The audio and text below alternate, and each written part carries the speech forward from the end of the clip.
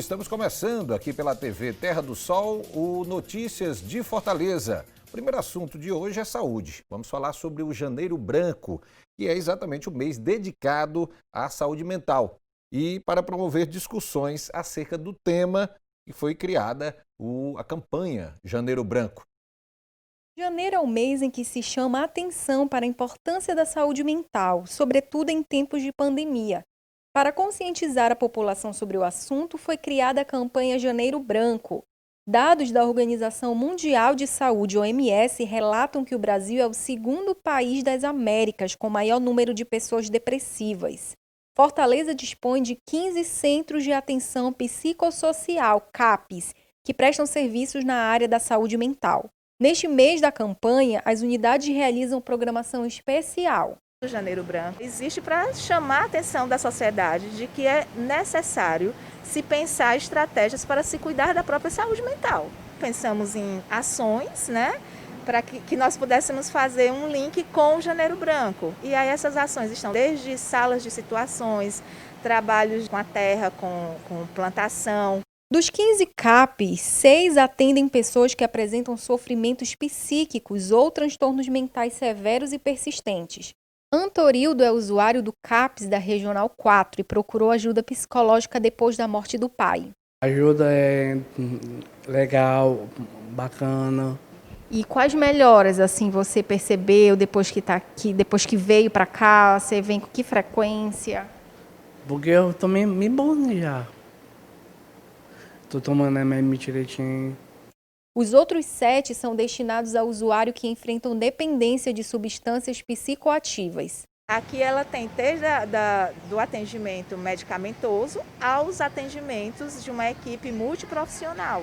Você deve procurar o CAPS da sua regional, munido com a sua documentação e com algum encaminhamento da atenção primária, da unidade de atenção primária em saúde ou da rede terciária, dos hospitais.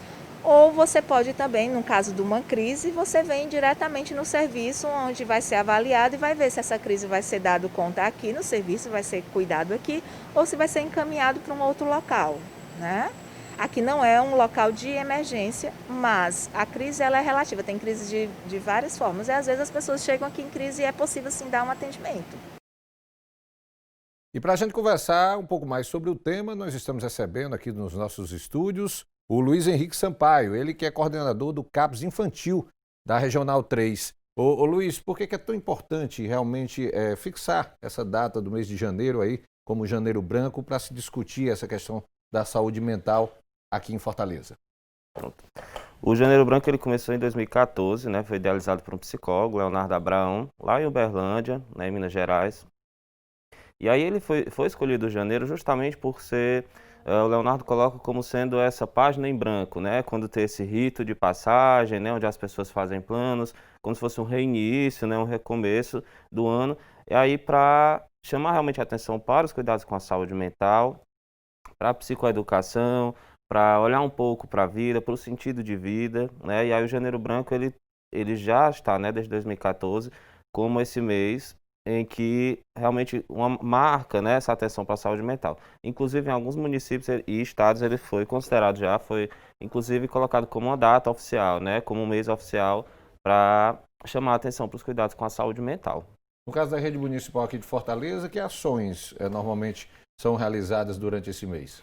Pronto. Aqui em Fortaleza as ações elas são descentralizadas, A Prefeitura de Fortaleza, a Célula de Saúde Mental do município, ela dispara para os serviços de saúde mental e aí os serviços eles se organizam com algumas ações, Agora ações coletivas, realmente a gente está um pouco, limitado por conta da pandemia.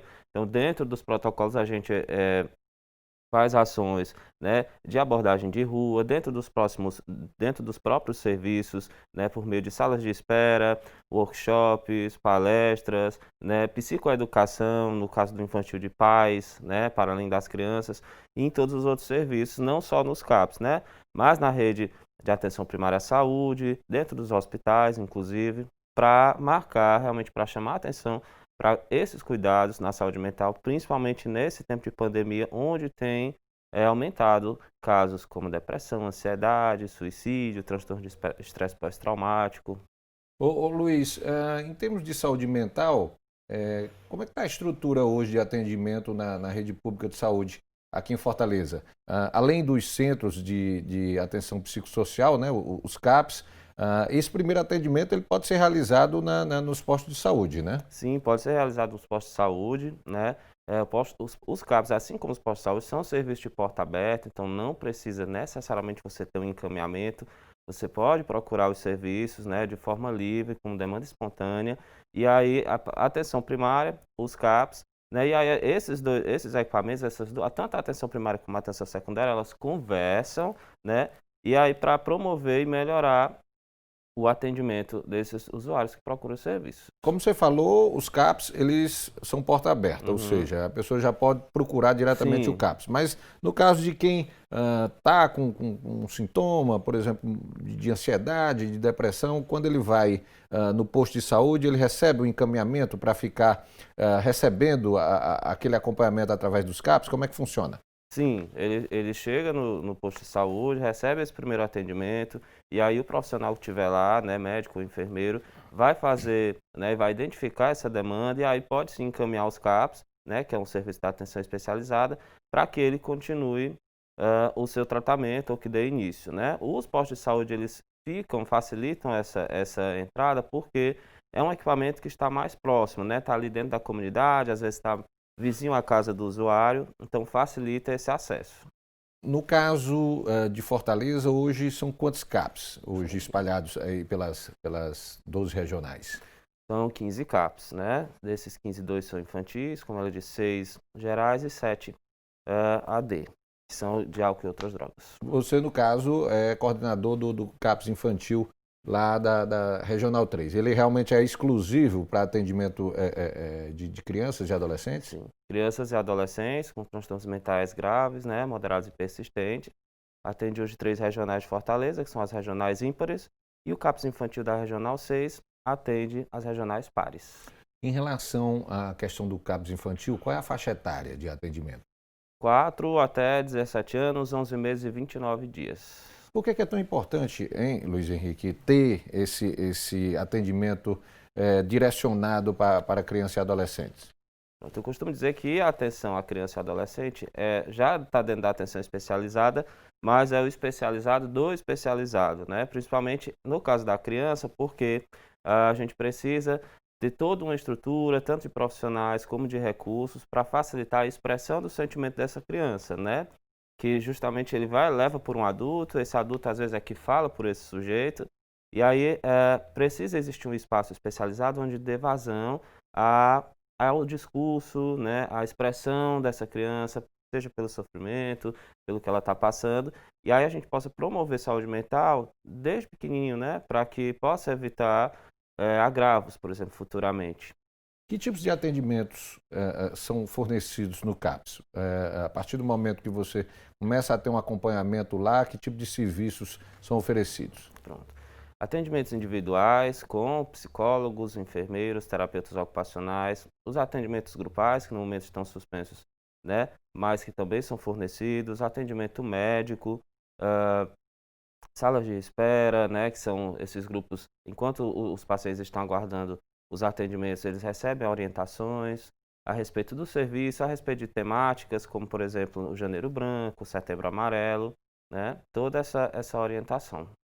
A gente sabe que dentro da lista de medicamentos que são fornecidos gratuitamente pela Prefeitura de Fortaleza, nos postos, também nos terminais, há também os remédios indicados exatamente para o tratamento de saúde mental. Esses remédios, eles são fornecidos só nos postos de saúde e nos CAPs? Como é que é a entrega dessa medicação? CAPs que têm farmácia, né, são fornecidos nos próprios CAPs e nas farmácias dos postos de saúde. São quantos medicamentos hoje? Olha, são uma infinidade de medicações. Eu não conseguiria te precisar agora, né, o tanto de medicação, mas são muitas. E que são fundamentais para o tratamento aí dessas pessoas, né? Sim. Quais são os tipos de distúrbios e de problemas relacionados à saúde mental que são assistidos nos CAPs?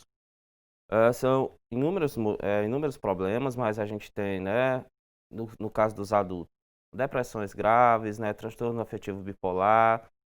No caso das crianças, a gente tem hoje os autismos, né, o autismo grave, temos os transtornos opositores desafiadores, né, transtornos de ansiedade grave e principalmente as depressões, né, depressão mais grave, transtorno afetivo bipolar, esquizofrenia, né, esses são, no caso dos adultos, mais frequentes, no caso das crianças, o autismo e os transtornos de conduta.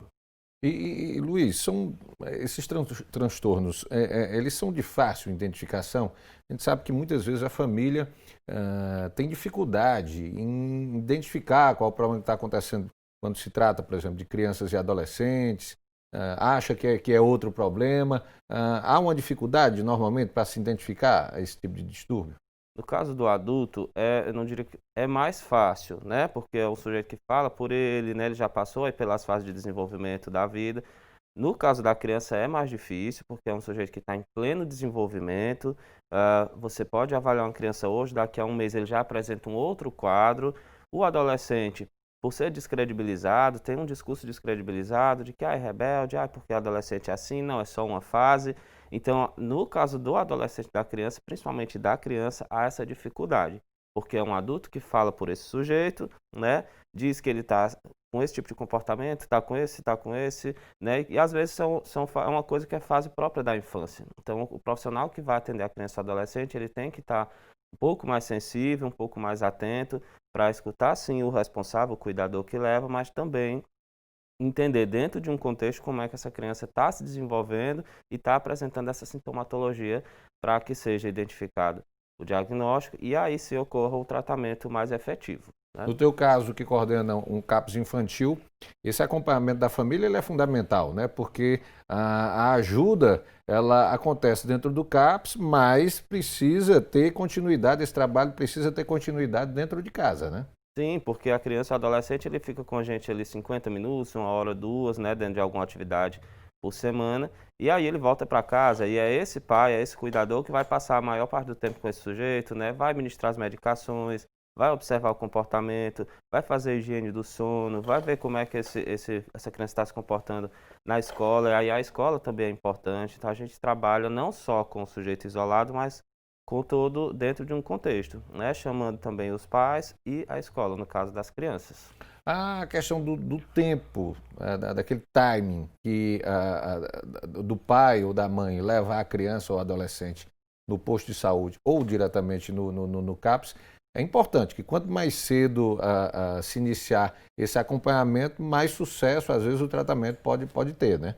Sim, quanto mais cedo se identifica, ele provavelmente vai ter uma melhor evolução e menos prejuízo para a vida, né? Nas suas atividades da vida diária, desenvolvimento escolar, desenvolvimento cognitivo. Então é importante. Os pais às vezes negam, demoram um pouquinho mais para levar. Às vezes é uma demanda que nem vem dos pais, vem da escola, por exemplo, ou vem do profissional da atenção primária. E aí os pais acabam levando. Ô Luiz, esse tratamento, esse acompanhamento, obrigatoriamente é acompanhado de medicação ou há casos, né, algum tipo de transtorno ali que só aquele trabalho em grupo, aquele acompanhamento do profissional pode resolver? Nem sempre acontece da pressão da medicação, né? Inclusive tem alguns médicos que eles nem iniciam imediatamente a medicação, né? Encaminham para psicoterapia, para terapia ocupacional, ver como é que esse sujeito vai se comportar. E aí, às vezes, ele inicia a medicação quando há um prejuízo, né? De sono, por exemplo, né? Uma ansiedade que está ali de mais difícil controle, certo? Um humor deprimido. Ok, Luiz. Vou pedir aqui um intervalo rápido. Daqui a pouquinho a gente está de volta aqui com notícias de Fortaleza, conversando sobre a campanha Janeiro Branco, que é dedicada à saúde mental e que acontece durante todo esse mês na Rede Municipal de Saúde. Vou ao intervalo e volto já já.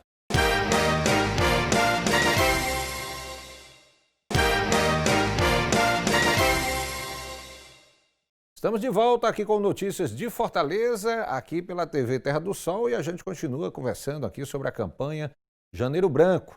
Estamos recebendo aqui o Luiz Henrique Sampaio, ele que é coordenador do CAPS Infantil da Regional 3 aqui em Fortaleza. Ô Luiz, vamos falar aqui um pouquinho sobre a questão da pandemia da Covid-19. A pandemia tem trazido não só, né, o agravamento da doença em si, né, a dificuldade que profissionais de saúde têm tido em relação ao controle da doença, mas também outros problemas relacionados à saúde mental, exatamente as pessoas que estão há muito tempo, né, recolhidas em casa, né, evitando aquela questão do contato social. Isso também gera muitos problemas, afetam a saúde mental diretamente, né? Quem já tinha, né, algum transtorno em curso e também quem não tem, né, acabou meio que descobrindo, porque aí essa situação de pandemia, de isolamento social, ela colocou uma lente de aumento, né, em algumas coisas, em algumas questões, convivência, né, tirou aí debaixo do tapete aquele transtorno ou aquele problema que estava ali escondido e a pessoa agora foi meio que obrigada, né, foi convocada a olhar para ele. E aí meio que aflorou muitos problemas, né? A Organização Mundial de Saúde, inclusive, já sinalizou isso. A gente teve uma pesquisa no final do ano passado do Ministério da Saúde, eh, que demonstrou que cerca de 80% das pessoas, né, começaram a apresentar problemas relacionados à ansiedade, transtorno de estresse pós-traumático, depressão grave, cerca de 16% dessa população. Uma pesquisa mundial também mostrou que as pessoas cerca de 60% das pessoas apresentaram um maior consumo de bebida alcoólica, o que ocasiona outros problemas como situações de violência, né? Por exemplo. E Luiz, é um problema que afeta todas as faixas etárias, né? Vai desde a criança, do adolescente, passando pelo adulto e até pessoas idosas também, né? Sim.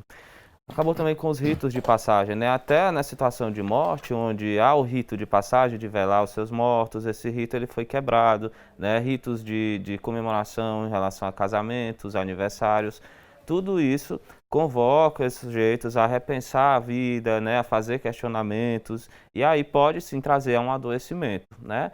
As crianças que tinham uma rotina de ir para a escola, de socializar, ficaram mais presas em casa, e aí com toda a energia, né, os pais tiveram que ficar ali mais perto. Eu costumo dizer que não tem nada de bom nessa situação de pandemia. A gente não teve, teve um lado bom, não teve. Todos os lados possíveis são ruins, são danosos. Na semana passada, a nova secretária de saúde do município, a doutora Anistela, esteve conversando aqui com a gente e ela é pediatra. E ela dizendo que ainda estava atendendo no consultório e conversando com algumas mães, né, que estavam levando seus filhos lá para atendimento, para consulta. E são vários, ela disse, são vários relatos de crianças que hoje, devido estarem muito presas dentro de casa, é dificuldade para a criança, né, que começa a apresentar algum tipo de transtorno, e para as mães também, sobrecarregadas, porque além de suas atividades diárias, estão tendo que lidar com os filhos dentro de casa, é aquela coisa da aula remota, realmente uma sobrecarga para todo mundo, né? E aí você imagine uma criança entender essa situação, né? Entender que precisa usar uma máscara, entender que não pode ir para a escola ver seus colegas, que não pode fazer o seu aniversário, né? Para assimilar toda essa questão que já é dificultosa para um adulto, avalie para uma criança. Então isso realmente pode aflorar um adoecimento mental, que pode ser passageiro, mas pode se tornar permanente.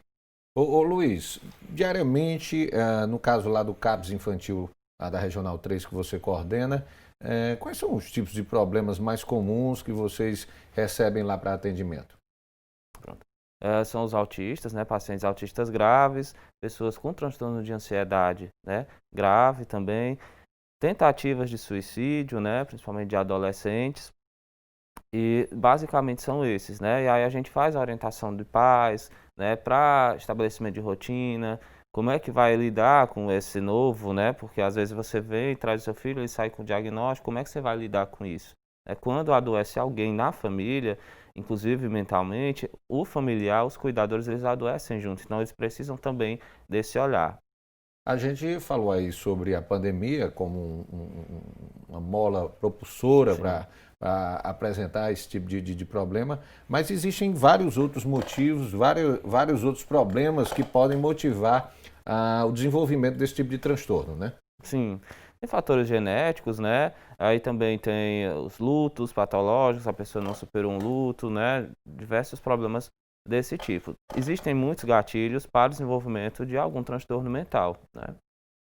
E aí são diversas, como eu disse, o luto, a pessoa, a inabilidade de saber lidar com algum problema, né, os fatores genéticos, se ocorre em determinado rito de passagem durante o desenvolvimento do sujeito, por não saber lidar, ele pode adoecer, e aí, como eu disse, se tornar algo passageiro, mas também se tornar permanente.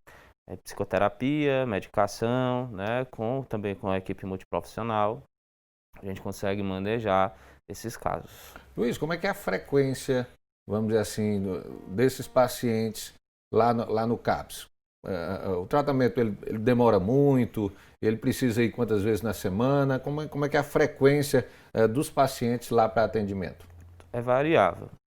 Os atendimentos de psicoterapia, de terapia ocupacional, eles geralmente são semanais, né? São sessões semanais de atendimento. E os atendimentos médicos, eles variam. Podem ser mensais, podem ser trimestrais, né? O próprio médico, ele às vezes pede um retorno para um mês, um retorno para cada 15 dias, um retorno para cada 3 meses. Vai depender como é que está a evolução desse paciente. Hoje a demanda é muito grande? Sim, a gente tem uma demanda bem elevada, né? Avaliações iniciais, que são aqueles pacientes que chegam de primeira vez, a gente tem em média 8 a 10 por turno, né? Os médicos atendem em média 8 pacientes por turno também. Os psicólogos em média 6 pacientes por turno. E Luiz, a equipe, hoje, por exemplo, no caso lá do CAPS infantil lá da Regional 3, qual é a tua equipe, quais são os profissionais que você dispõe para poder dar atendimento a essa demanda? Psiquiatras, psicólogos, terapeutas ocupacionais, enfermeiros, assistentes sociais, técnicos em enfermagem, temos os meninos da residência, né? E aí temos profissionais de educação física, por exemplo, também. Claro que a gente sempre quer chegar na perfeição, né? Mas a gente sabe que se tratando de subjetividade, né? De pessoas que estão se desenvolvendo e todo dia aparecem novas demandas, é uma equipe boa, mas a gente sempre quer mais, né? Assim, precisaria, se você for fazer um dado, né, assim, para a população, seria inúmeros profissionais que você precisaria, mas a gente consegue, assim, dentro de toda dessa realidade, tem uma equipe boa, um número bom, e a gente tenta, na medida do possível, dar uma boa assistência às pessoas que nos procuram. É aquela história, unidade de saúde, assim, tem uma, precisa de duas, né? Sim, É sempre assim, com a certeza. demanda só aumenta, né? E principalmente tratando de problemas de saúde mental, né? Que aí não é uma coisa física, não é uma coisa que você está vendo ali, né, fisicamente. Você constrói a terapêutica a partir da narrativa do paciente, né? Então, você, a partir da fala dele, é que você vai construindo o projeto terapêutico, dele e da família, e vai conduzindo o tratamento todo, inclusive medicamentoso. Qual é o horário de atendimento do CAPS, de maneira geral? Segunda a sexta-feira, né, de 8 às 17 horas. Hoje é necessário fazer algum tipo, vamos dizer, de agendamento devido ao quadro ainda de pandemia da Covid-19? Para as avaliações iniciais, não, né? Lá, quando o sujeito chega lá para fazer esse acolhimento com algum profissional da equipe, aí sim é que são necessários os agendamentos. Ok, Luiz, vou pedir mais um intervalo. Daqui a pouquinho a gente continua aqui com notícias de Fortaleza, aqui pela TV Terra do Sol, a gente falando aí sobre a campanha Janeiro Branco, que acontece na rede municipal de saúde aqui em Fortaleza. É um intervalo rápido, daqui a pouquinho eu estou de volta.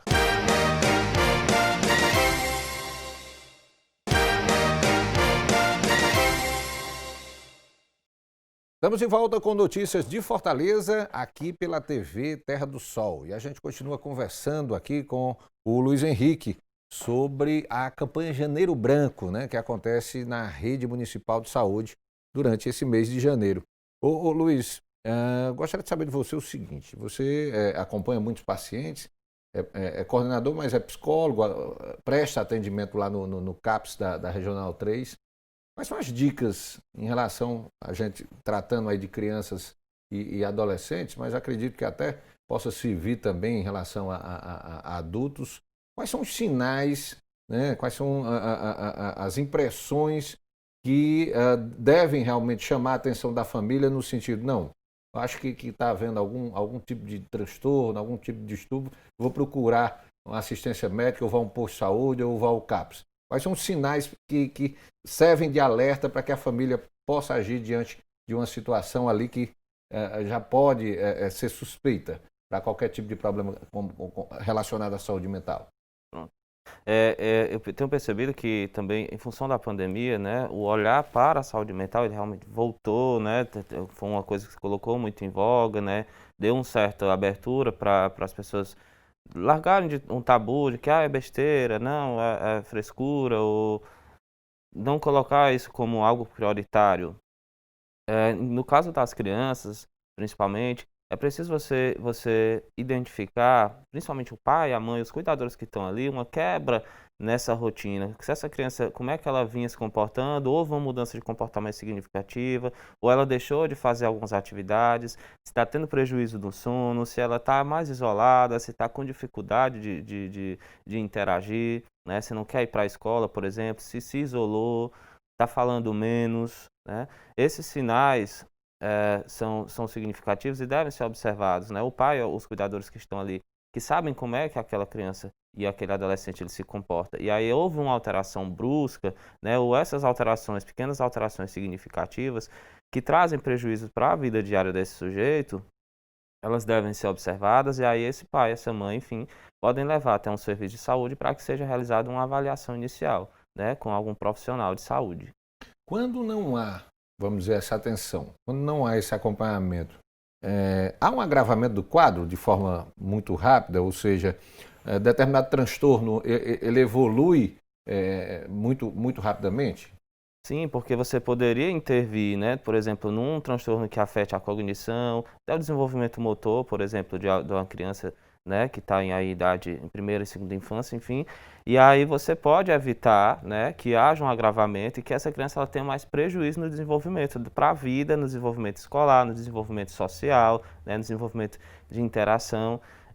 Agindo quanto mais precoce a estimulação e a intervenção, você pode prevenir e evitar prejuízos futuros, né? Porque transtornos, eles não necessariamente são tão limitantes, mas se não forem diagnosticados e não houver uma intervenção o mais cedo possível, eles podem se tornar limitantes e aí ter um prejuízo para a vida desse sujeito. Pegando aqui dois casos aqui que são muito comuns, né? Acredito que sejam muito comuns no atendimento, no CAPS, por exemplo, quadros de ansiedade, de depressão, pegando aí esse momento de pandemia. Se começa a haver um acompanhamento cedo, é facilmente controlado, ou seja, há sucesso no tratamento, êxito no tratamento? Sim, a probabilidade é muito grande que haja sucesso. Que a pessoa ela vai aprender a lidar melhor com suas emoções, com os seus sentimentos, né? Ela vai conhecer, inclusive, olhar mais para ela mesma e aí conhecer os próprios sinais, né? Ela vai conseguir identificar, vai ser mais fácil dela poder pedir socorro, né? Pedir ajuda, ver que não está bem. E aí, a partir disso, pode ser ajudada da melhor forma possível, porque só a partir dessa identificação individual, né, desse sujeito é que a gente consegue chegar numa melhor terapêutica. Nem sempre é rápido, pode demorar um pouco mais de tempo, vai depender da resposta individual de cada pessoa. Mas só a partir dessa identificação, dessa busca por ajuda, né, dessa implicação, porque a pessoa precisa se implicar no seu tratamento, é que a gente consegue conduzir de uma forma mais benéfica e aí mais exitosa.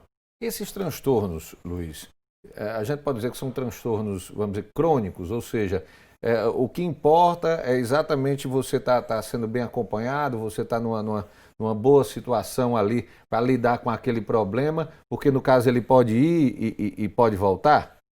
Eu costumo dizer que a depressão e a ansiedade, elas são meio que cicatrizes, né? A cicatriz, ela fica ali na sua pele, ela não some nunca, só que ela não dói, como uma ferida que causou a cicatriz. Você pode, e são seus monstros, por exemplo, você pode dialogar com eles, você pode aprender a conviver com eles, né? Sem que eles te afetem ou te causem prejuízos, te coloquem limitações, te coloquem medo.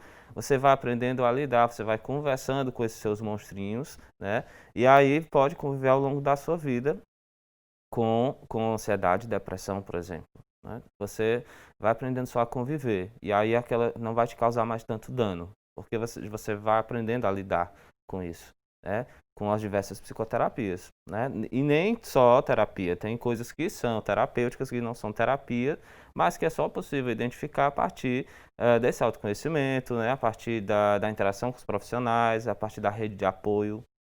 Mas pode haver, você pode mostrar um quadro de melhora e às vezes aquilo pode voltar, né? É necessário, realmente, é como se fosse quem tem, por exemplo, problema de hipertensão arterial, se você deixa de tomar a medicação e os cuidados ali, ela varia, ela oscila, né? É mais ou menos por aí? Sim, você pode estar estável e aí em algum momento ter algum gatilho, porque uma vez que nós estamos lançados aí na vida, né, nós estamos a todo momento submetidos a diversos gatilhos, né, ao longo da vida. A gente só para de ter gatilho quando morre, mas enquanto a gente está vivo, pode ser um término de um namoro, pode ser uma situação estressora Uma perda que você familiar. teve, sim, no trabalho, né, e aí isso pode desencadear uma nova crise, e aí você tem uma atenção, né, mais intensiva e aí volta a estabilizar.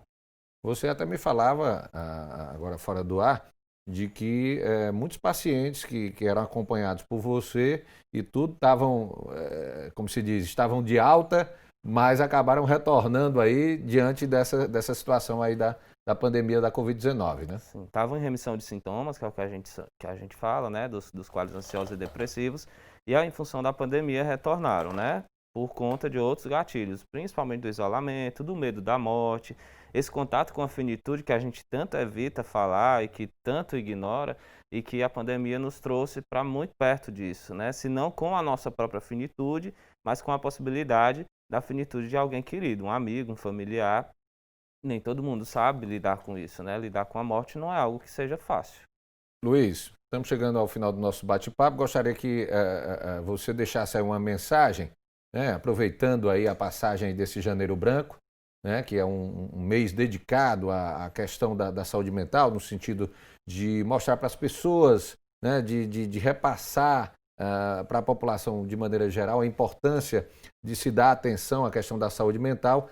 Quem está vivendo uma situação parecida com os sintomas que nós falamos aqui e tudo, como é que devem agir, a quem devem procurar, deixa aí uma mensagenzinha aí para quem está precisando aí desse apoio, dessa mão aí, que normalmente é desencadeada, que é feita aí, essa assistência que é feita pela rede de saúde aqui de Fortaleza. A saúde mental, ela faz parte do tripé do que é saúde, né? Definição de saúde, inclusive da OMS, que é o bem-estar físico, social e mental. Então, você tira esse tripé, a coisa fica, né? O todo pode ruir. O ideal é que você, assim, expanda a sua rede de apoio. Qualquer pessoa pode contribuir para a saúde mental de alguém, não necessariamente só um profissional de saúde, né? Mas principalmente estar atento aos sinais que a gente falou aqui, né? Não ignorar isso, não ter vergonha de buscar ajuda.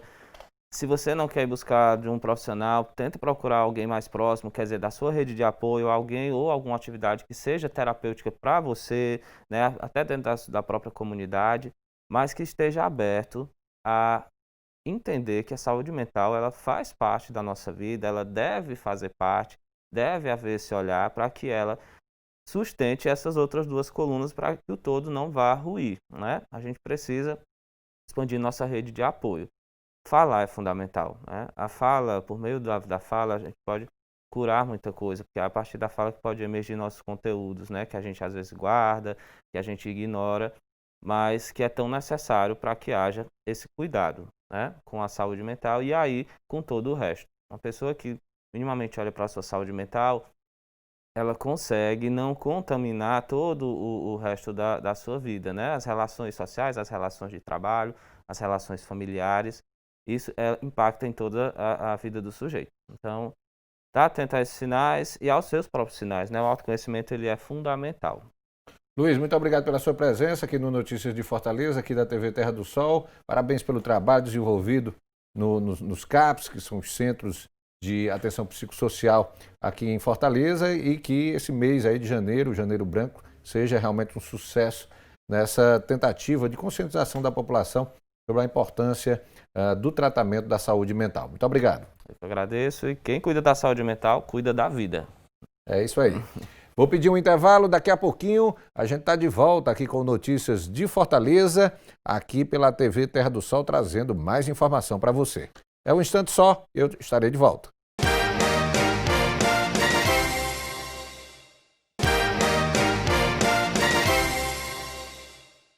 Estamos de volta com notícias de Fortaleza aqui pela TV Terra do Sol. E agora nós vamos ter aí uma entrevista com o vice-prefeito de Fortaleza, Elcio Batista, que também estará no comando do Instituto de Planejamento de Fortaleza. O Elcio é mestre, cientista social, né, e mestre em sociologia.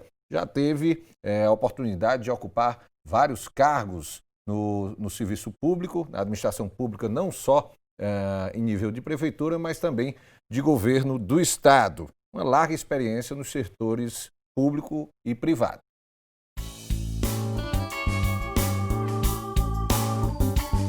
Elcio Batista é natural de Cascavel, no Paraná, cresceu em Auiaba, no sertão dos Inhamuns, e ainda criança veio para Fortaleza. Na capital, estudou Ciências Sociais na Universidade Federal do Ceará e também fez mestrado na área. Desde muito jovem, desenvolveu gosto pela política e pelos esportes, praticando atividades náuticas.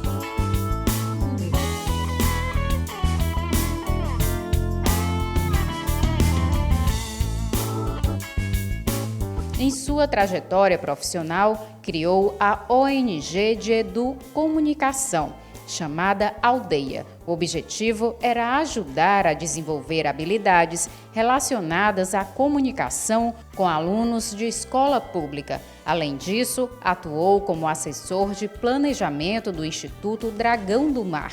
Elcio foi secretário executivo da Academia Estadual de Segurança Pública, AESP. Prestou serviços para o Instituto de Estudo e Pesquisa sobre o Desenvolvimento do Ceará, o INESP, e para o Banco Interamericano de Desenvolvimento, o BID.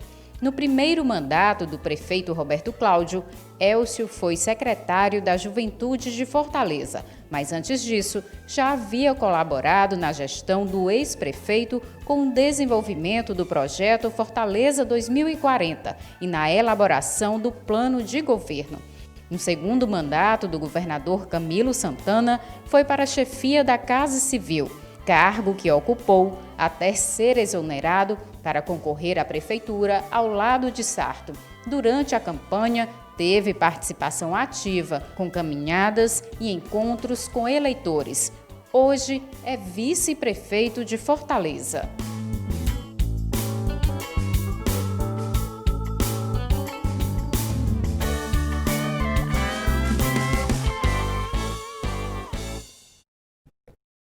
E a gente está com o Elcio Batista aqui nos nossos estúdios, aqui da TV Terra do Sol. Elcio, seja bem-vindo. Essa experiência, não só no setor privado, como também no setor público, lhe dá realmente uma bagagem aí para contribuir aí com essa nova administração que assumiu em 1º de janeiro aqui a Prefeitura de Fortaleza, e você, além da questão do cargo de vice-prefeito, também aí vai contribuir aí dentro do trabalho desenvolvido pelo Instituto de Planejamento de Fortaleza, né, Elcio? Bom dia. Um prazer conversar contigo, um prazer poder falar com cada um dos nossos fortalezenses, né, e das nossas fortalezenses. Ao longo de toda a minha trajetória, né, eu sempre vinculo muito ao conhecimento, né? A universidade, para mim, foi o lugar que abriu todas as janelas e oportunidades que eu poderia ter na minha vida. Então, sou muito grato à Universidade Federal do Ceará, sou muito grato à Universidade Estadual do Ceará, a UES, fui professor durante 3 anos na UES.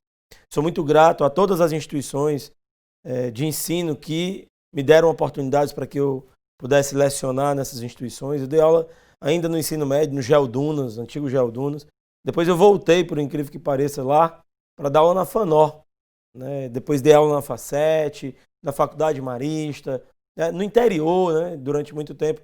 Dei aula em projetos de formação no interior, tanto da Universidade Federal do Ceará, quanto da UVA, da Universidade do Vale do Acaraú, lá em Sobral. Então, esses lugares todos de produção de conhecimento, de transmissão de conhecimento, eles foram muito importantes para mim e me ajudaram bastante quando eu ingressei no setor público. O setor público, você sabe que a gente pode dividir em 3 partes. A primeira parte é justamente pensar, planejar, organizar, coordenar. Eu coordenei o plano de governo do Roberto Cláudio em 2012, junto com o Eudoro Santana, e coordenei o plano de governo do Camilo Santana em 2014, junto também com o Eudoro Santana, né?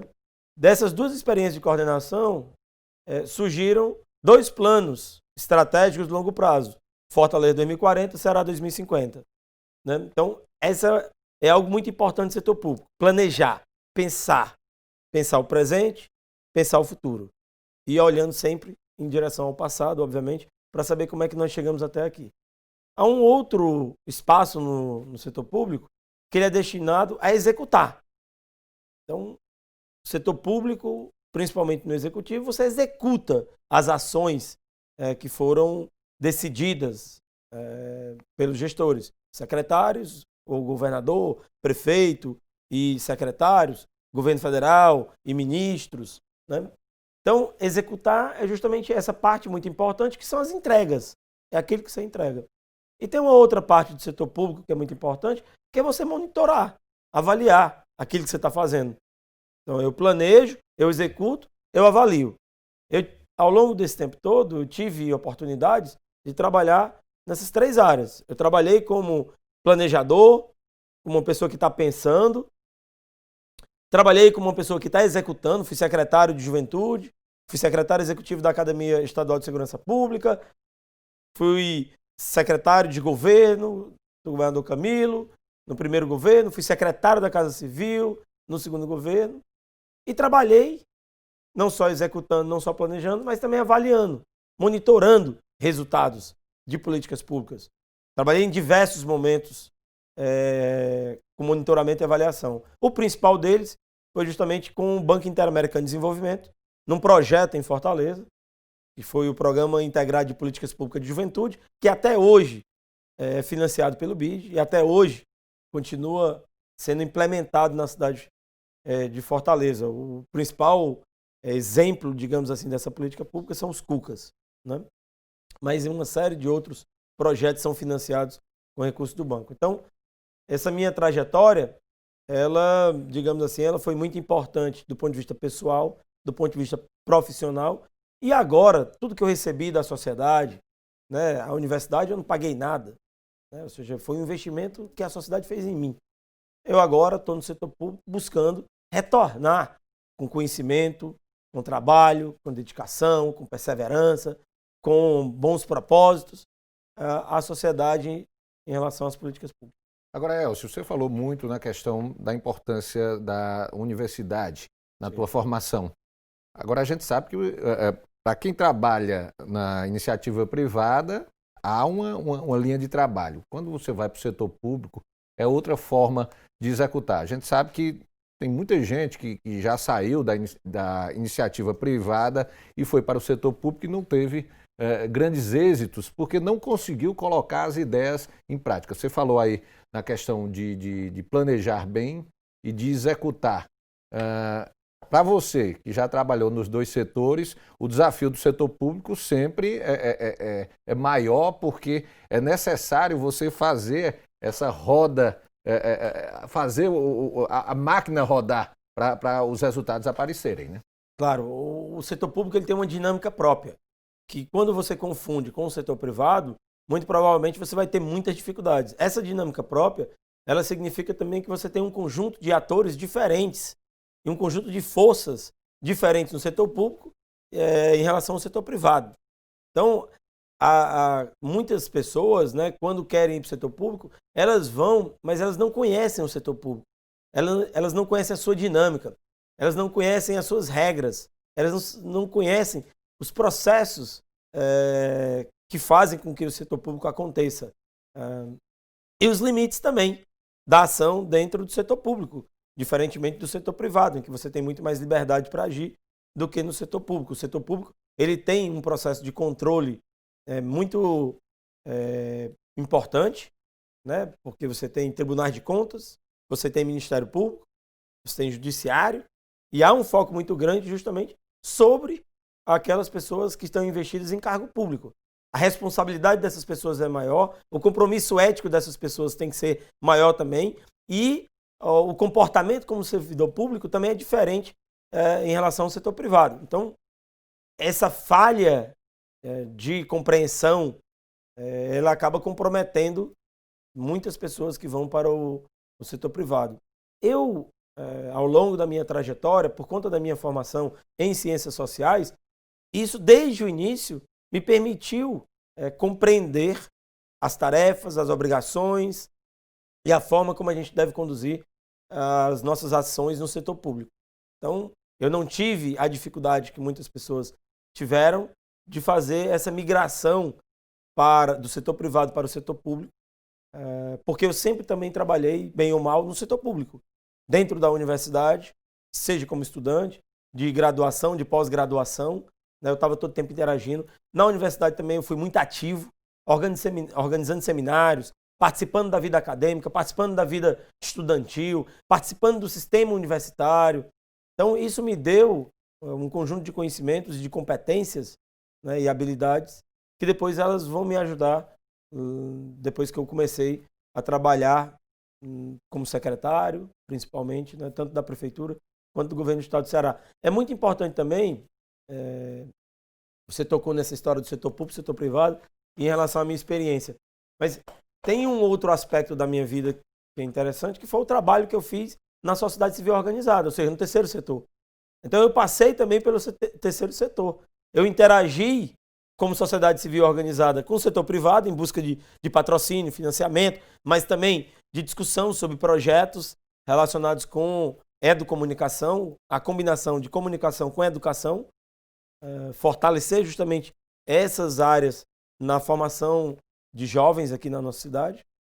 E trabalhei também a sociedade civil organizada com o setor público, né? Ou seja, captando recursos no setor público para financiar ações, atividades da sociedade civil. Então, esse tripé, eu já participei de todos os três. Setor privado, setor público, sociedade civil organizada, né? E também participei desse outro tripé fundamental da política pública. Seu planejamento, né? Sua execução e seu monitoramento. Ô Elcio, você juntamente com o prefeito José Sarto recebeu aí a missão do eleitorado de Fortaleza de comandar a cidade aí pelos próximos 4 anos. Além de atuar como vice-prefeito ali ao lado do José Sarto, no sentido de conduzir a cidade, você recebeu também a missão aí de assumir a superintendência do Instituto de Planejamento de Fortaleza. É um órgão que você já conhece, você participou aí também, contribuiu na elaboração do plano do Fortaleza 2040, que é exatamente pensar a cidade para os próximos anos. Qual vai ser aí a missão aí, a partir de agora que você assume a superintendência, qual vai ser o papel do Implanflor dentro desse planejamento para os próximos quatro anos aí de gestão? Olha, em primeiro lugar, eu tenho uma honra muito grande, digamos, de estar com o Sarto nesse projeto, ele liderando esse projeto, por toda a sua experiência, por toda a sua competência, por todo o seu talento. Também, para mim, é motivo de muito orgulho, suceder o Eudoro Santana no Implanflor. O Eudoro talvez seja uma das pessoas que mais contribuiu para o desenvolvimento desse Estado, tanto do ponto de vista social, quanto político, quanto econômico, né? A experiência do Eudoro, ela é inspiradora para nossa geração, né, e para as futuras gerações. Então, isso para mim é motivo de muito orgulho. O Implanflor, ele foi recriado. Eu acho que os fortalezenses, muitos sabem, outros não sabem, mas Fortaleza já teve um Instituto de Planejamento, o IPLAN. Lá atrás, ele foi criado pelo então prefeito Lúcio Alcântara, inspirado em Curitiba. Curitiba se transformou no grande modelo de Instituto de Planejamento e de Planejamento Urbano das capitais brasileiras.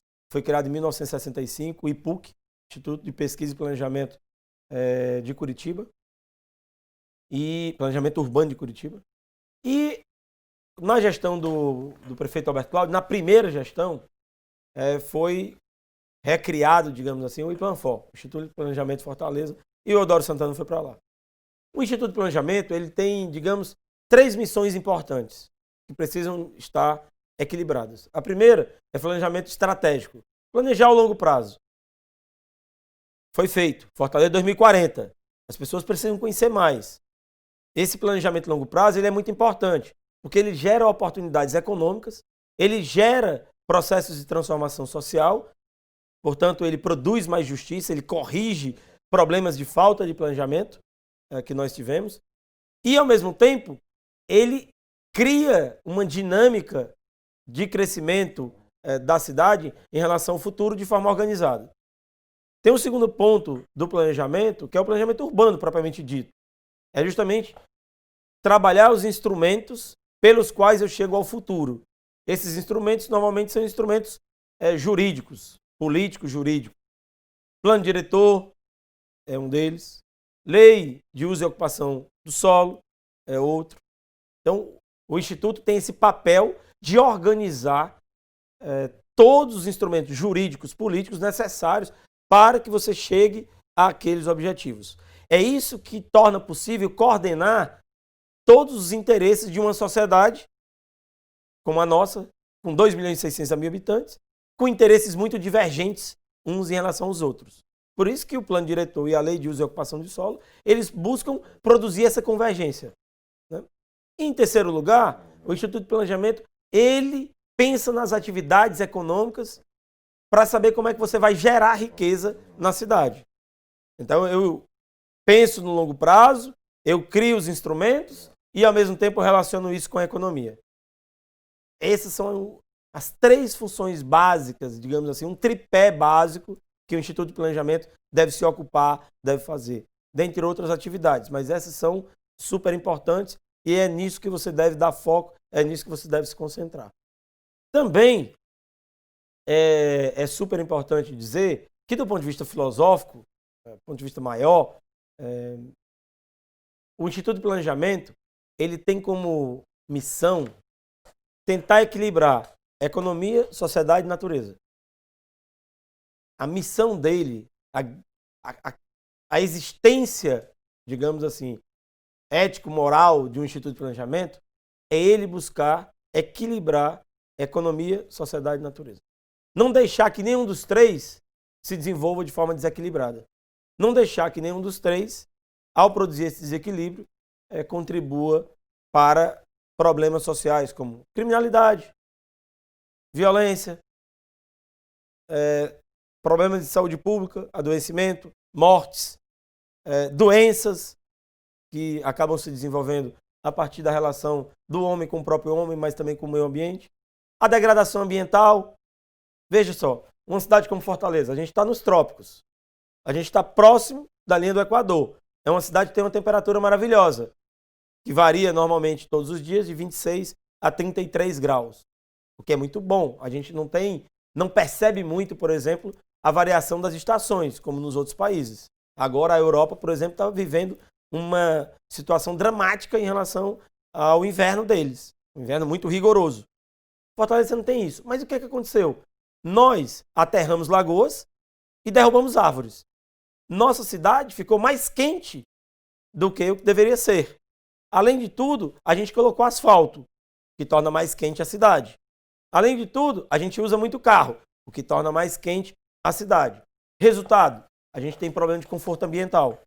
A gente tem dificuldade das pessoas caminharem, porque falta justamente conforto ambiental, sensação de prazer, e é porque ainda temos uma sorte, que é uma cidade ventilada. Agora você imagine essa cidade com as áreas de lagoas, os nossos rios, eles sendo recuperados. Você imagine essa cidade com um pavimento que ao mesmo tempo ele ajudasse o processo de absorção da água da chuva, portanto menos alagamento, e ao mesmo tempo a gente tivesse árvores, muitas árvores nessa cidade. O que aconteceria conosco? Muito provavelmente o conforto ambiental seria muito maior. A temperatura, em que pese ela fosse elevada, mas a nossa sensação térmica ela seria menor do que a temperatura ambiente. Então, é para isso que existe, do ponto de vista ético, moral, um Instituto de Planejamento, para produzir esse equilíbrio.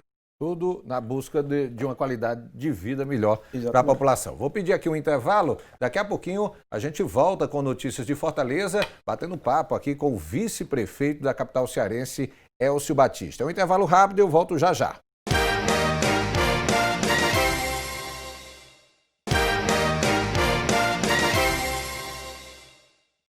Voltamos com notícias de Fortaleza aqui pela TV Terra do Sol. A gente continua aqui batendo um papo com o vice-prefeito de Fortaleza, o Elcio Batista. Ô Elcio, você teve uma experiência administrativa no governo do estado, como chefe da Casa Civil do governo Camilo Santana.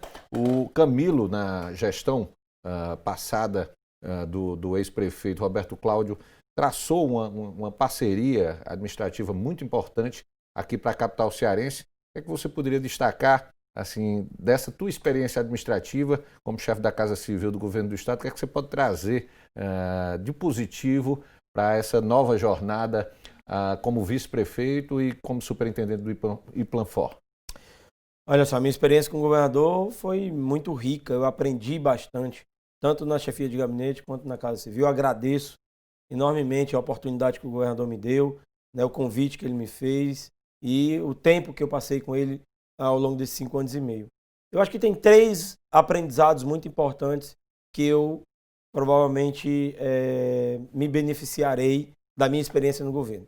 O primeiro aprendizado tem a ver com aquilo que você acabou de colocar, que foi a ideia do Juntos por Fortaleza. O que era a ideia do Juntos por Fortaleza? O que é a ideia do Juntos por Fortaleza? A gente está vivendo um momento de crise econômica, a gente está vivendo um momento cada vez mais forte no Ocidente e no Brasil de polarização política. Isso não é só ruim do ponto de vista da convivência política na sociedade, ou seja, esses extremismos e essa polarização que impede das pessoas sentarem, conversarem, dialogarem e pactuarem.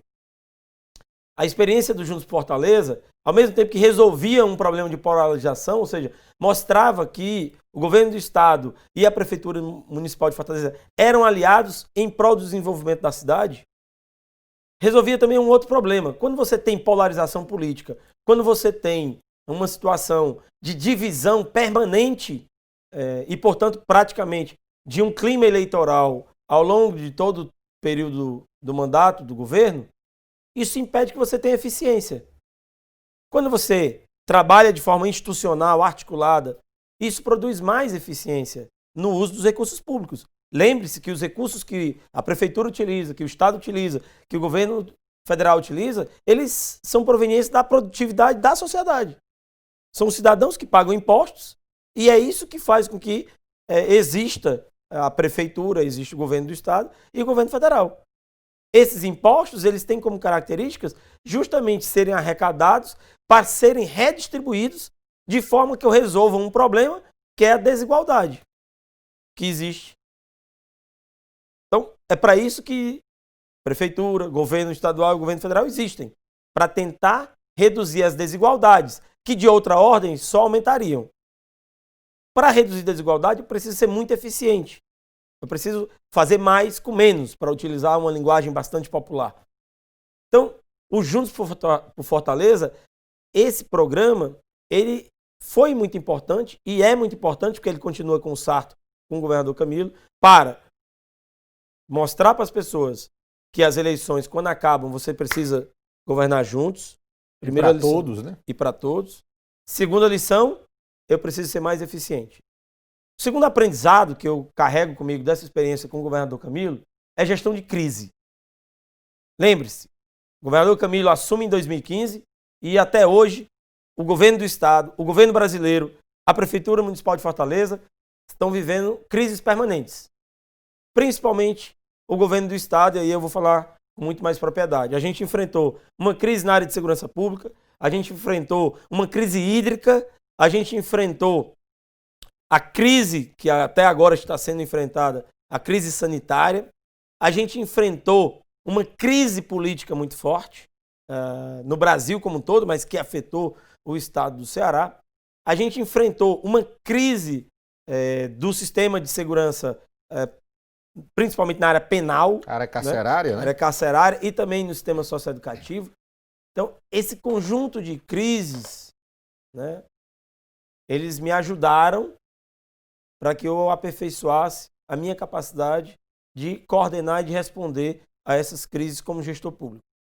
O governador Camilo Santana talvez seja a pessoa hoje mais capaz para enfrentar crises entre todos os governadores desde 2014, porque foi aquele que mais enfrentou crises e Quanto mais ele enfrentava uma crise, mais ele conseguia superar e mais ele melhorava o seu desempenho. Então esse é o segundo ponto que eu considero importante, que eu carrego comigo para a prefeitura, como vice-prefeito, mas também no IPLANFOP. E o terceiro ponto de aprendizado que eu tive como chefe de gabinete e na Casa Civil é o papel da liderança e da coordenação para você ter bons resultados. Liderança e coordenação são muito importantes. O governo do estado do Ceará hoje, se ele tem esses resultados, é porque o governador Camilo Santana tem se comportado como um líder e, ao mesmo tempo, a gente criou uma situação para a coordenação do secretariado, para a coordenação das ações que tem apresentado bons resultados para o estado, para a população e tem sido uma referência para o Brasil.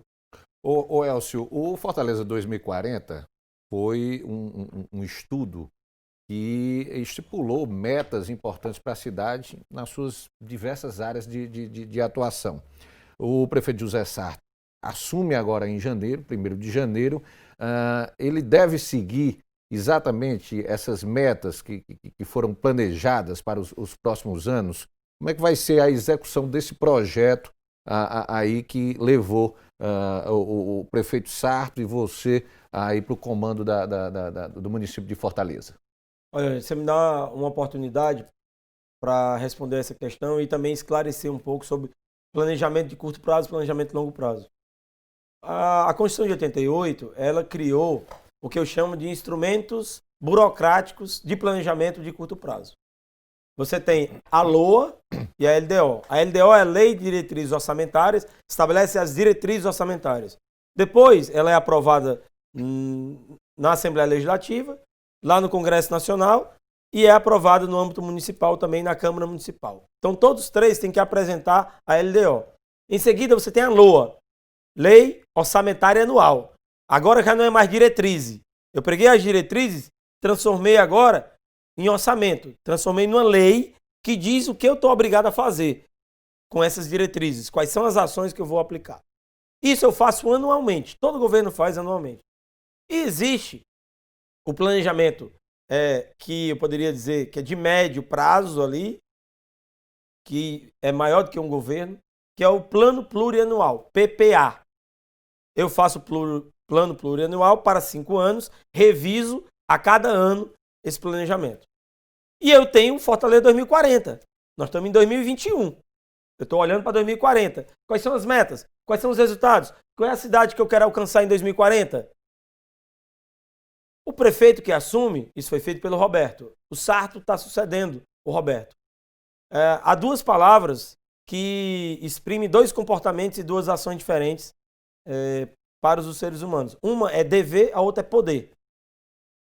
O Sarto, a partir daquilo que o prefeito Roberto Cláudio fez, mas se não fosse o Sarto, fosse um outro prefeito de oposição, ele teria o dever de seguir aquelas metas do Fortaleza 2040. Isso é dever. Até porque algumas ações do Roberto Cláudio foram transformadas em políticas públicas, Exatamente. ou seja, haveria a obrigação do atual gestor de dar sequência, né? Exatamente. Então, ele tem o dever de seguir o Fortaleza 2040. Agora, ele pode também mudar algumas questões do Fortaleza 2040, porque um plano ele nunca é perfeito e ele é passível de revisões. Então, o prefeito Sarto, ele tem um dever, um compromisso com a cidade, com os eleitores, com o prefeito Roberto Cláudio, com o Eudoro Santana, de seguir, perseguir as metas do Fortaleza 2040. Ele tem um dever, porque esse plano foi investido em recursos públicos, foi gasto recurso público para ele. O povo de Fortaleza financiou e participou desse processo. E por isso que é tão importante o controle social sobre o Fortaleza 2040. Agora, para você ter controle social, precisa ter conhecimento do plano. Então eu tenho uma tarefa que é de comunicar mais o Fortaleza 2040, aproveitar as oportunidades como essa aqui, para me comunicar com a população, para ela se informar mais sobre o Fortaleza 2040. Mas o Fortaleza 2040 não é uma camisa de força. O Fortaleza 2040 ele pode sofrer algumas alterações. Fortaleza 2040 pode corrigir, talvez, alguns problemas que não foram percebidos lá na sua gestação. Veja o que ocorreu agora com a pandemia. Fortaleza 2040 não previu que nós teríamos uma pandemia que alteraria a dinâmica social, política e econômica. de todo mundo. Agora, eu preciso dar uma olhada no Fortaleza 2040, olhar o que está acontecendo no mundo, olhar as transformações que estão ocorrendo e ver se é preciso fazer adequações. Então, o Sarto, ele tem um compromisso, um dever de perseguir essas metas de longo prazo e, ao mesmo tempo, ele tem a oportunidade, ele pode também aperfeiçoar o trabalho que foi feito do Fortaleza 2040. O Instituto está aí exatamente para fazer essas correções, né? Exatamente. Eu vou pedir mais um intervalo. Daqui a pouquinho a gente volta aqui com notícias de Fortaleza, batendo esse papo aqui com o vice-prefeito de Fortaleza, Elcio Batista. É um intervalo rápido e eu volto já já.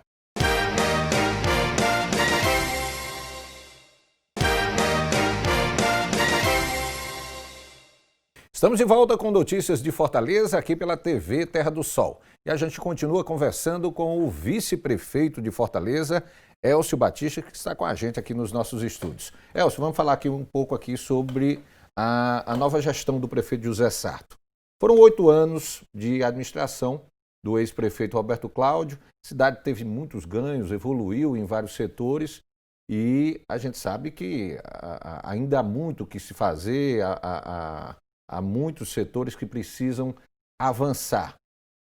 O planejamento de vocês é de uma continuidade do que vinha sendo feito. Mas o que é que tem de novo? O que é que vocês pretendem trazer de novo? Até porque a população sempre quer mais, né? Pode ter avançado, mas sempre é necessário mais. Olha, a gestão do prefeito Roberto Cláudio, né, ela foi paradigmática. Né? Foram 8 anos de muitos investimentos na cidade de Fortaleza. Ele teve sorte, digamos assim, porque iniciou uma gestão com um governador que foi o grande patrocinador da sua eleição, que foi o governador Cid Gomes.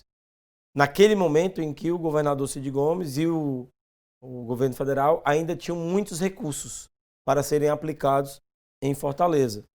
Então, essa parceria com o governador Cid foi fundamental para que ele pudesse ter recursos necessários, principalmente nos 2 primeiros anos, quando ele teve que organizar a gestão e a institucionalidade do poder público municipal.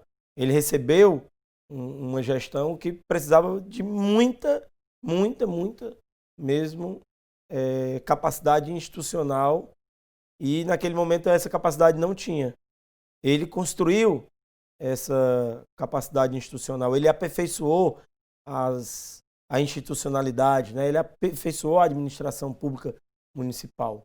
Depois, ele também deu muita sorte, porque o governador Camilo foi um parceiro do prefeito Roberto Cláudio durante todo os seus 2 anos do primeiro mandato e os seus 4 anos do segundo mandato. Então, essa parceria foi muito importante para que ele pudesse fazer as entregas que foram feitas. Então, Fortaleza se transformou ao longo dos últimos 8 anos. Eu tive a oportunidade de participar em 2012 na construção do plano de governo, ou seja, na construção do planejamento daquilo que iria ocorrer. E muito do que foi colocado em 2012 dentro do plano de governo foi feito. Aqui no estúdio mesmo, estou olhando, conversando contigo, estou olhando aqui, os telespectadores eu acho que não estão vendo, mas tem uma parede aqui com um conjunto de fotos, e dentre essas fotos, por exemplo, tem uma foto do Paulo Sarazate lotado com a Academia Enem. A Academia Enem foi criada na primeira gestão do prefeito Roberto Cláudio dentro da Secretaria de Juventude, quando eu era secretário de Juventude. É o maior programa, digamos assim, voltado para a qualificação de jovens que a gente tem na América Latina. É o Academia Enem da Prefeitura Municipal de Fortaleza. Estou vendo aqui também, por exemplo, uma escola de tempo integral. Estava lá em 2012 e hoje é realidade. Estou vendo aqui também o Bicicletar, esse programa de bicicleta compartilhadas que você tem na cidade de Fortaleza, que se transformou, vai se transformar, eu acho que esse ano, no maior programa de bicicleta compartilhadas que a gente tem do país.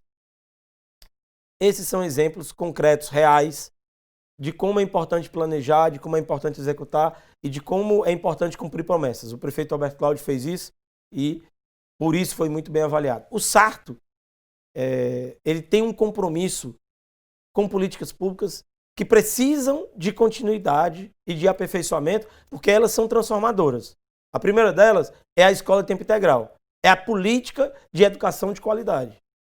Nós só teremos uma sociedade com mais equidade com mais oportunidades para todas as pessoas, quando a educação ela tiver a mesma qualidade, independente do bairro onde você mora e da sua condição de renda.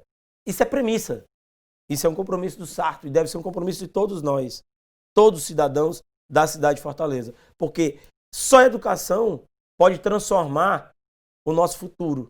Só a educação pode gerar as oportunidades necessárias para as futuras gerações. Só a educação pode melhorar a qualidade de vida na cidade. Então, nós precisamos inovar dentro da educação, ao mesmo tempo que dar continuidade para que essa política pública de escola de tempo integral, ela se fortaleça e ela se expanda. Eu sempre costumo dizer, Rogério, que, por exemplo, eu fiz mestrado, comecei um doutorado, concluí os créditos, mas não terminei a tese. Tenho um doutorado inconcluso. Mas veja, a minha história, que aparentemente é uma história de uma pessoa que teve a oportunidade que venceu, eu não quero que ela seja a exceção. Ela tem que ser a regra. Mas ela não deve ser a regra só para a classe média alta, para a elite. Ela deve ser a regra para os mais pobres. Porque é para essas pessoas mais vulneráveis que a gente deve gerar mais oportunidades. Para equilibrar o jogo na vida social. Elcio, então na educação é só dar continuidade? É não. Sabe por quê? Porque a nova educação de qualidade no século XXI, ela tem que incluir a alfabetização digital. Porque no século XXI, a educação está no processo de transformação por conta da tecnologia e agora essas novas gerações precisam não só serem alfabetizados, mas eles precisam passar por um processo de alfabetização digital. Isso é inovação. O Sarto tem um compromisso de iniciar esse processo. E isso depende de investimento. Isso depende de investimento na Prefeitura Municipal de Fortaleza. Então, na saúde, a gente tem um compromisso de inovar também na saúde. Não é só dar continuidade à política de expansão de infraestrutura, é aperfeiçoar o serviço e, ao mesmo tempo, expandir para que chegue às pessoas de forma muito mais fácil. E isso vai ser feito através do processo de transformação digital. O Sarto tem um compromisso, justamente que é o quê? De acelerar a transformação digital no âmbito do município. O prefeito Roberto Cláudio, em algumas secretarias, iniciou esse processo. Mas a gente precisa acelerar na prefeitura como um todo. Então, isso é a inovação que o Sarto vai trazer através da transformação digital. O governador Camilo Santana criou um laboratório de inovação e dados, que hoje é uma referência para o país, que é o IRIS. É uma grande referência. Tem uma equipe lá liderada por um professor da Universidade Federal do Ceará, que é o professor Macedo, que é o cientista-chefe de dados do governo do estado, e a Jéssica Moreira, que é a coordenadora do laboratório. Além disso, uma equipe de cientistas preparados para fazer o quê? Acelerar a transformação digital, aperfeiçoar os serviços públicos, dar foco no cidadão, nesse trabalho que precisa ser feito e, portanto, melhorar os serviços. Vou lhe dar um exemplo. Tanto no âmbito do estado quanto no âmbito da prefeitura, vai ser feita uma melhor gestão de dados que vão aperfeiçoar as políticas públicas, mas vai melhorar também a capacidade de resposta do poder público na área de saúde para os cidadãos. O Sarto se comprometeu a que você marque consulta e receba resultado de exame pelo celular. Eu fui para Portugal, isso já é feito lá. Você marca uma consulta pelo celular ou pelo computador. Então, naquele horário marcado, você chega lá, não tem que pegar fila, não tem que pegar senha, não tem que fazer nada disso. Outra coisa, quando eu coloco dentro do processo de transformação digital, fica muito mais fácil para o cidadão cobrar do poder público por que está demorando. E fica mais fácil fazer a gestão de dados e dizer, olha só, o Rogério pediu aqui uma consulta e foi marcada para 6 meses. Está errado isso, o que está acontecendo? É o problema no posto? O que está ocorrendo? O médico não está indo? Está faltando médico? Ou seja, isso faz com que você também aperfeiçoe a política pública. E o Sarto tem um compromisso, portanto, de inovar em relação à saúde pública, principalmente nesse ponto em que pese a transformação digital seja algo para todo o município, né? Então, isso é inovação que vai ser feita na Prefeitura Municipal de Fortaleza. Então, esses são 2 exemplos de inovações que nós teremos em 2 grandes políticas públicas na cidade de Fortaleza, na área de educação e na área de saúde. Ô Elcio, no cenário político, a composição, vamos dizer, a coligação que foi formada pelo José Sarto e por você para concorrer às eleições, conseguiu um amplo número de partidos políticos, mas a campanha politicamente foi bastante acirrada. Como é que você vê esse cenário para esse início de gestão, inclusive com a Câmara Municipal? Hoje o prefeito José Sarto tem uma maioria lá. Isso ajuda? Como é que você vê esse cenário político para esse início de gestão? Olha, eu acho que o primeiro turno, ele conseguiu congregar em torno da nossa aliança, né, em nome do Sarto e no meu nome, né, um conjunto de partidos que percebiam e que percebem que Fortaleza tem melhorado ao longo dos últimos 8 anos e que você precisava dar continuidade para que esse projeto pudesse continuar sendo implementado com aperfeiçoamentos, com inovações, como eu acabei de colocar aqui. Então, essa percepção, ela foi uma percepção dos partidos no primeiro turno e foi uma percepção também do eleitorado. No segundo turno, nós agregamos mais partidos a essa aliança, porque as pessoas que estavam competindo naquele momento, no segundo turno, perceberam que o projeto liderado pelo Sarto era um projeto que não era só de continuidade, ele era um projeto que recebia a gestão do prefeito Alberto Cláudio, um conjunto de ações, de atividades e de investimentos que estão sendo feitos na cidade e resultados concretos muito bons, mas também eles percebiam que na liderança do Sarto a gente poderia justamente ter um aperfeiçoamento de tudo isso que estava sendo feito na cidade de Fortaleza. Então, foi nisso que as pessoas votaram, foi essa a escolha que as pessoas fizeram. O Sarto tem uma habilidade política muito grande, porque ele foi vereador, foi deputado, foi presidente da Câmara Municipal, foi presidente da Assembleia Legislativa, e, portanto, ele tem uma capacidade de liderar com uma Câmara Municipal que tem uma oposição que eu posso dividir em duas. Uma oposição em que a gente tem partidos de esquerda, mas que são muito próximos do ideário programático do PDT e do PSB. Eu sou do PSB, o Sarto é do PDT. O PSOL, o PT, são partidos próximos a esse ideário do PDT e do PSB. São parceiros históricos em muitas situações. Então, o PT e o PSOL, eles programaticamente, provavelmente, estarão do nosso lado, convergindo para o bem comum, votando naquilo que a gente sabe que vai melhorar a cidade de Fortaleza. É aquela história, votando projeto a projeto, né? Exatamente. Ao mesmo tempo que eles, em determinada situação, vão fazer uma crítica a determinadas políticas públicas, à gestão, que é muito normal, natural, saudável, para que a gente possa aperfeiçoar as políticas públicas.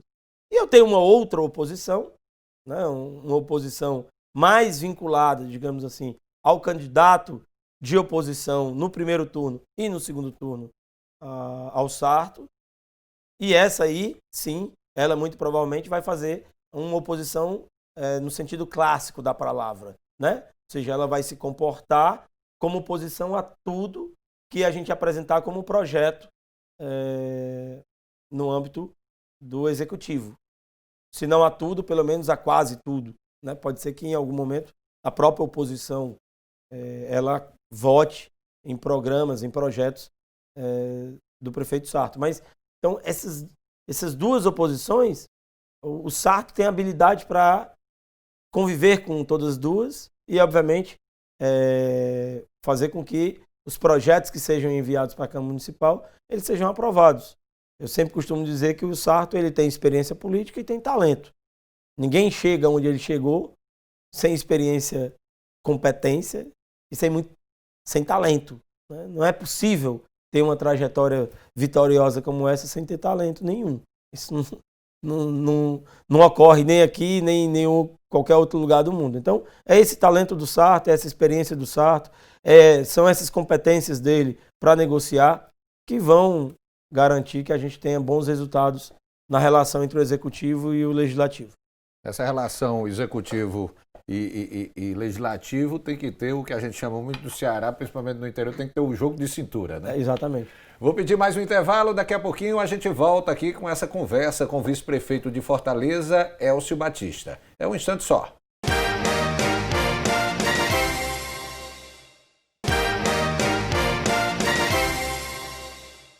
Estamos de volta com notícias de Fortaleza, aqui pela TV Terra do Sol, e a gente continua conversando aqui com o vice-prefeito de Fortaleza, Elcio Batista. Elcio, eu queria destacar agora uma das premissas aí dessa nova gestão aí do prefeito José Sarto. Ele falou bastante isso nas primeiras entrevistas, depois que foi empossado como prefeito de Fortaleza, que é a questão do combate às desigualdades. Dentro desse cenário de dificuldades econômicas que a gente vive, como realmente implementar essa linha de trabalho de combate às desigualdades sociais? Olha, combater desigualdade social, essa talvez seja a tarefa de todos os grandes governantes do Ocidente. A desigualdade tem aumentado em todo o Ocidente. Os Estados Unidos estão vivendo uma crise muito forte. Essa crise, ela tem muitos aspectos, e um desses aspectos é o aumento da desigualdade na sociedade americana. Fortaleza, historicamente, foi uma cidade sempre muito desigual. Historicamente. E quanto mais ela crescia economicamente, mais a desigualdade aumentava. Porque,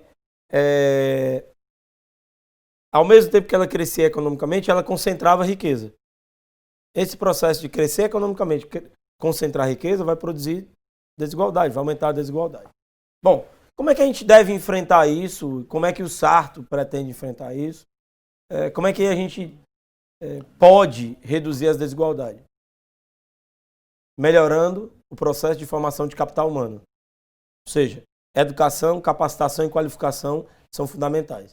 Eu preciso que as novas gerações tenham mais anos de escolaridade, mas não só isso. Eu preciso que elas tenham passado por um processo de educação que seja de qualidade e que seja digital. Isso são premissas para você reduzir a desigualdade.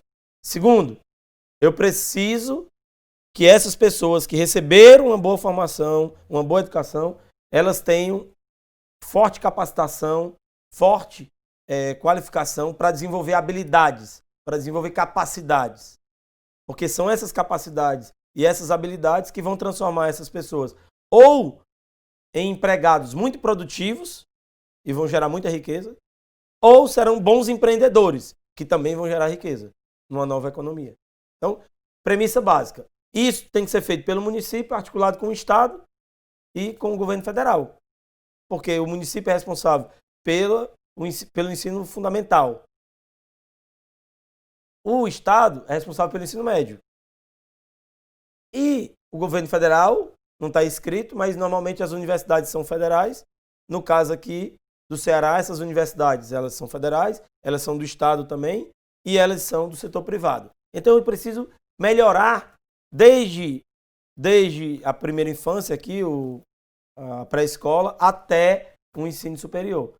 E trabalhar não necessariamente para que todos esses jovens cheguem até a universidade, mas para que todos eles consigam desenvolver habilidades e capacidades técnicas e, portanto, conseguirem serem ou empreendedores ou pessoas no mercado de trabalho com alta produtividade.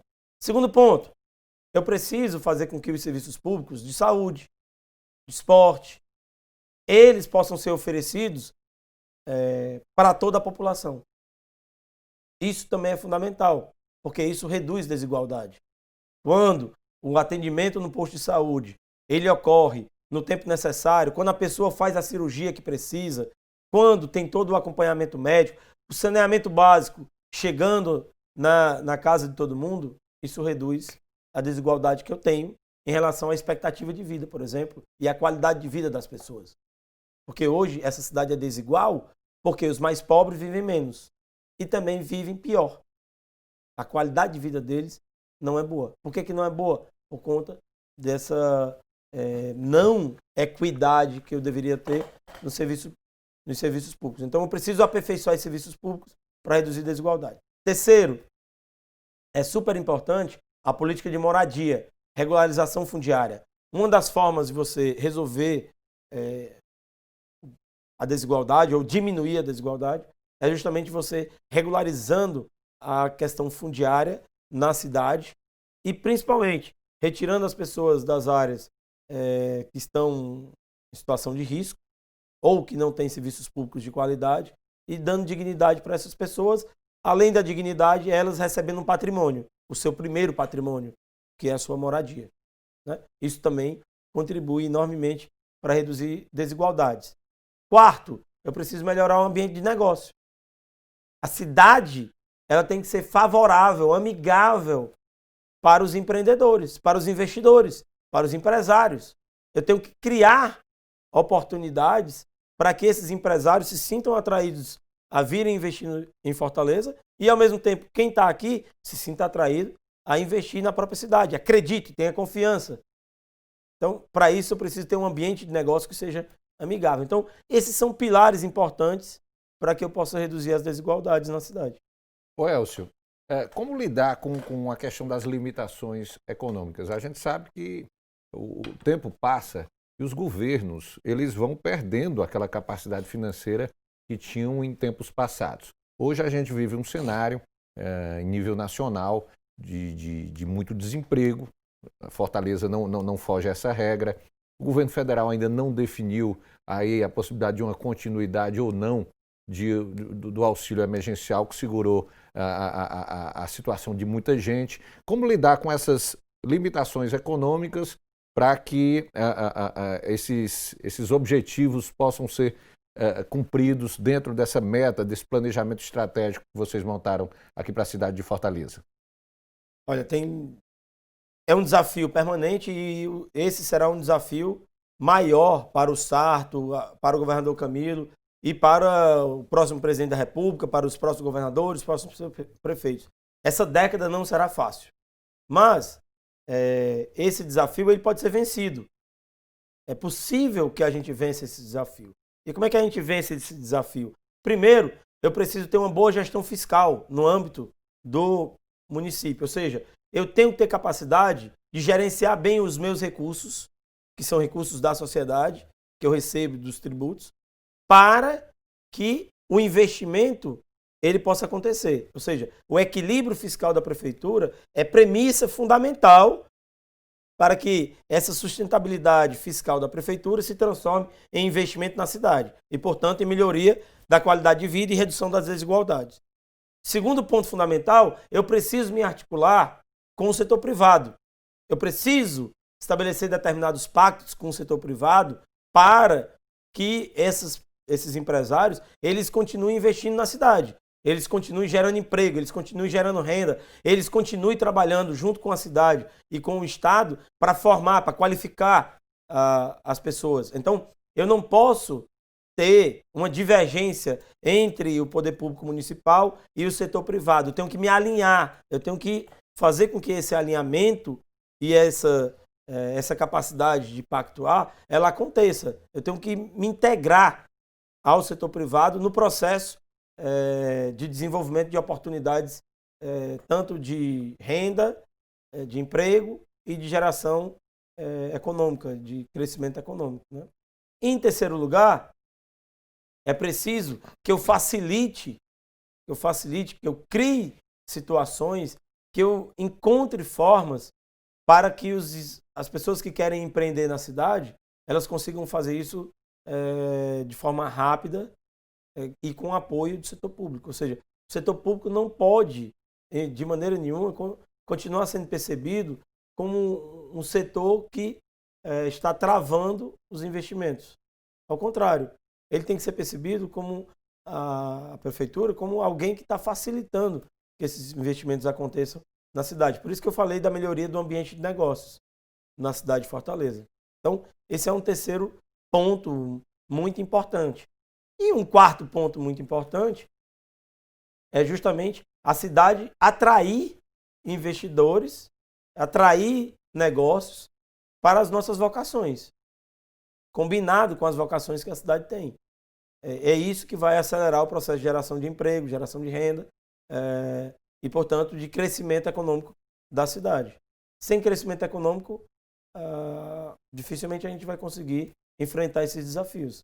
Então, esses 4 pontos, né, focar nas nossas vocações, formar capital humano, melhorar o ambiente de negócios, ter solidez fiscal, são fundamentais para enfrentar esse desafio que Fortaleza e o governo do estado do Ceará têm conseguido superar. Veja o que está ocorrendo com os outros estados. Todos quebrados. As empresas saindo. Ninguém quer fazer investimento no Rio de Janeiro com a situação que ele está vivendo. Ao mesmo tempo, todo dia você recebe um anúncio de uma empresa que está vindo para o Ceará, de um investimento que está sendo feito na cidade. É óbvio que esse momento que a gente está vivendo da pandemia, ele torna ainda mais difícil que isso aconteça, porque o nível de insegurança e de incerteza acaba sendo muito maior. Ô Elcio, vamos falar aqui de um assunto que, sem dúvida, é a principal pauta no país e no mundo no momento, que é a questão da pandemia da Covid-19. Acho que tem 2 pontos aí que chamam muito a atenção, gera a maior dúvida da população como um todo, que é a questão do início da vacinação, no caso aqui de Fortaleza, início da vacinação, e também a retomada das aulas na rede pública de ensino. Em relação à questão da vacinação, essa semana o prefeito José Sarto participou de uma reunião virtual com vários prefeitos do país, com o ministro da Saúde, Eduardo Pazuello, onde o ministro acenou aí para um início de vacinação no próximo dia 20, que seria, no caso, a próxima quarta-feira. Fortaleza realmente já está pronta, já há um plano de vacinação para iniciar na próxima semana, levando em conta aí os grupos prioritários, caso realmente as 2 vacinas aí que estão sendo negociadas aí esperam a liberação da Anvisa e isso aconteça no próximo domingo? Olha, o prefeito Sarto tem liderado uma equipe dentro da prefeitura de secretários voltado justamente para a questão da vacinação. Obviamente que a secretária de saúde do município, que é uma pessoa com larga experiência, com muita competência, a Ana Estela, ela montou um plano e ela tem discutido esse plano com o prefeito Sarto e muito provavelmente Fortaleza estará preparada, seja para iniciar essa vacinação na próxima semana ou quando as vacinas chegarem aqui no estado do Ceará.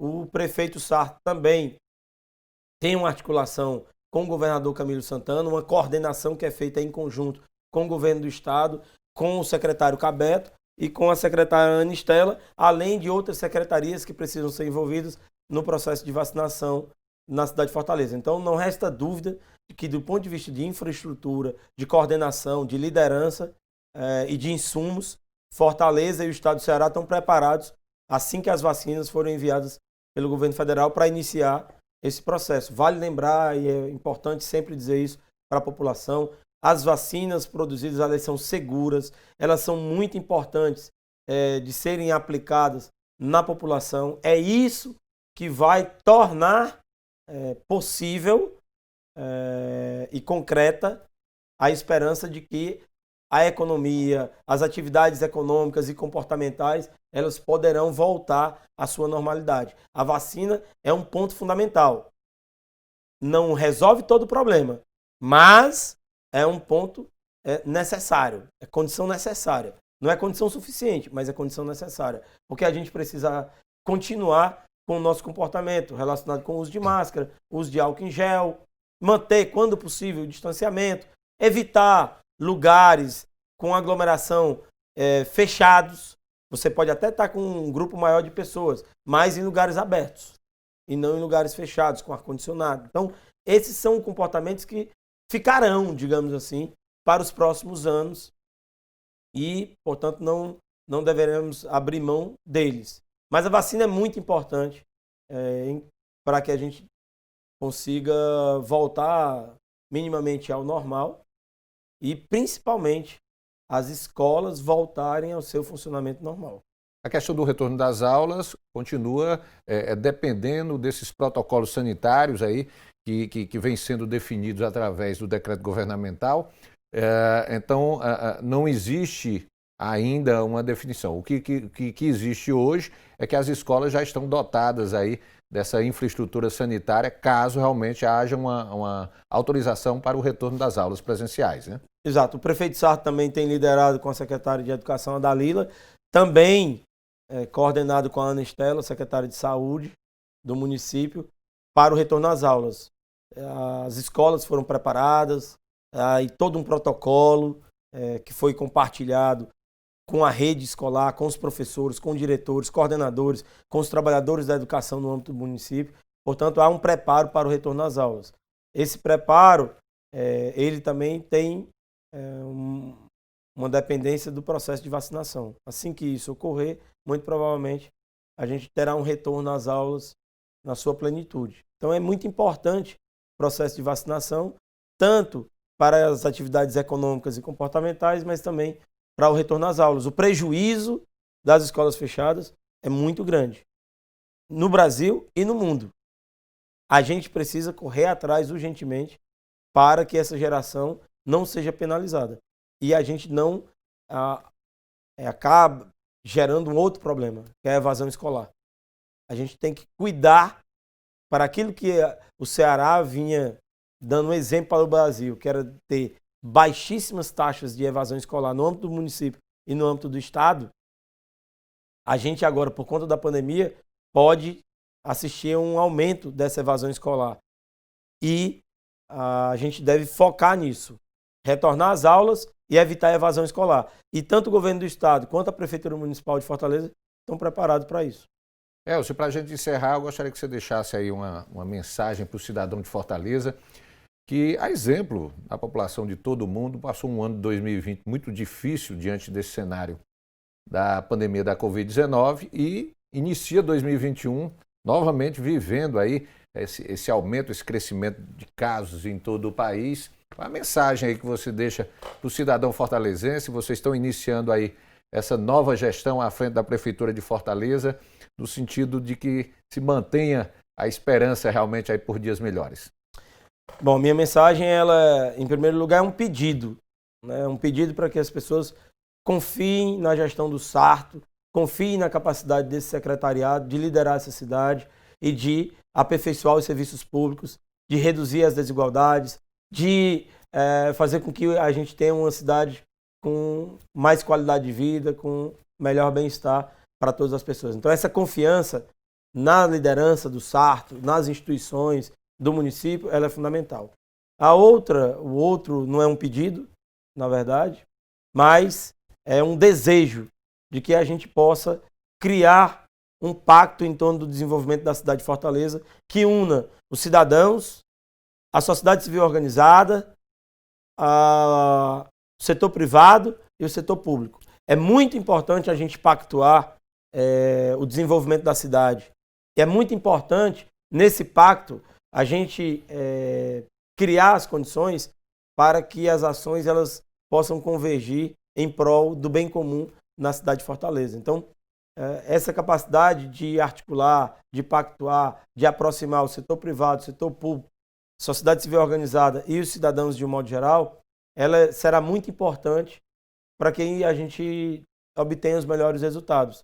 É justamente a incapacidade de estabelecer esses pactos que tem criado muitos problemas no Brasil e no mundo, em todas as sociedades. E eu acho que a gente precisa enfrentar isso. Se a gente conseguir que as pessoas tenham confiança nessa capacidade e nas pessoas, se a gente conseguir estabelecer esses pactos e se a gente tiver esperança, se a gente puder renovar a nossa esperança na nossa capacidade como fortalezense de melhorar a nossa cidade, pode ter certeza que os próximos 4 anos serão de desafios, mas também de muitas conquistas. Maravilha, então. Elcio, gostaria de agradecer sua presença aqui no Notícias de Fortaleza, aqui da TV Terra do Sol. Desejar muito sucesso aí nos próximos 4 anos aí da sua gestão junto com o prefeito José Sarto e que a gente consiga não só superar, né, essas dificuldades relacionadas à pandemia da Covid-19, mas também que tenhamos aí uma administração exitosa, trazendo muito mais qualidade de vida para a população aqui de Fortaleza. Muito obrigado pela presença. Eu que agradeço, Rogério, eu agradeço também a audiência de todos os nossos telespectadores. Continue assistindo a TV de Fortaleza, 42.1. Maravilha. Olha, o Notícias de Fortaleza de hoje fica por aqui. Você confere mais notícias do portal da Prefeitura de Fortaleza. É só acessar fortaleza.ce.gov.br. Acesse também as nossas redes sociais no Instagram e Facebook, @TV Terra do Sol. Até o nosso próximo encontro.